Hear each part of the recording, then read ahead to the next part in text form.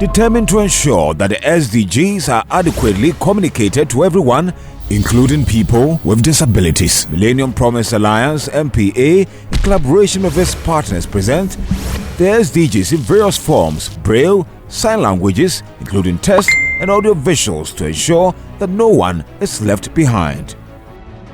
We present to you Rolling Eyes on the SDGs.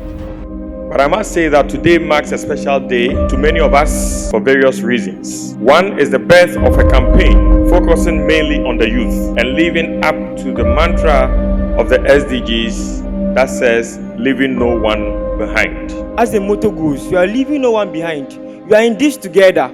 I'm not starting alone. You're also not starting alone. Together, we can make the world a better place to live in. Ghana has launched a Braille and sign language version of the SDGs and the Rolling Information, Communication and Education on the SDGs project as a competition open to all 692 senior high schools in the country. This is the first time that an attempt has been made to convert the SDGs into Braille. Two visually impaired young ladies amazed the over 1,500 young people present at the launch with the exceptional reading of the Braille version of the SDGs. SDG 4, Quality Education. Ensure inclusive, quality education for all and promote lifelong learning. What can we do? Ask our government to place education as a priority in both policy and practice. SDG 16, Peace, Justice, and Strong Institutions. Promote inclusion and respect towards people of different backgrounds. The initiative aims to activate young people to contribute towards the achievement of the SDGs in 3 levels: information, communication, and education, with the focus of involving the youth and persons with disabilities in helping to achieve the SDGs, leaving no one behind. A cursory monitoring of the media shows very little being done to raise awareness and educate the youth and persons with disabilities on the Sustainable Development Goals. We know that young people face structural and societal barriers, thus placing them at increased risk of poverty, violence, abuse, disadvantage, displacement, and marginalization. As we launch this campaign and competition, I would like us all to bear in mind that we have barely a decade to the timeline for the achievement of these goals.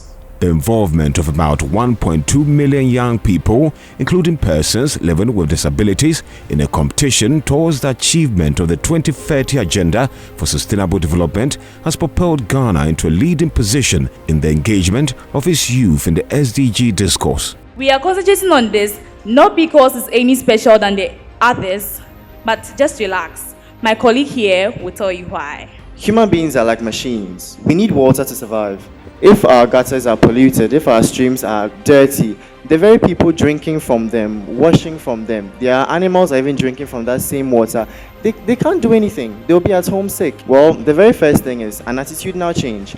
The framework of the initiative allows young people to identify entry points working on the SDGs.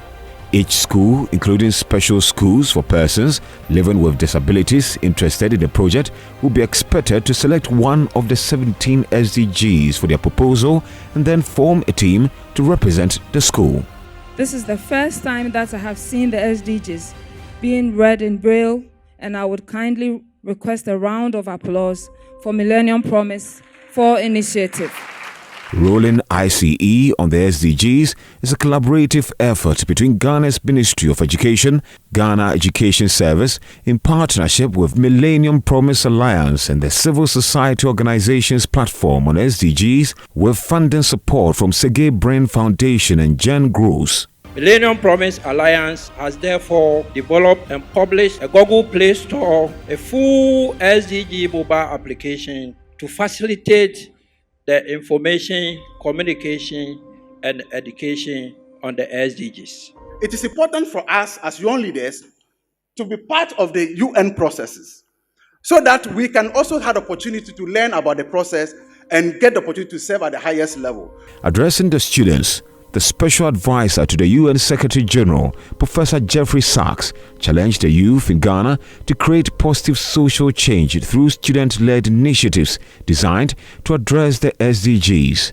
Why don't we work together to end poverty? Why don't we work together to make sure that everybody can get health care that they need, to make sure that every student finishes secondary school like you do. Amazing prizes and opportunities, including presentation at the UN General Assembly in New York, awaits winners of the competition.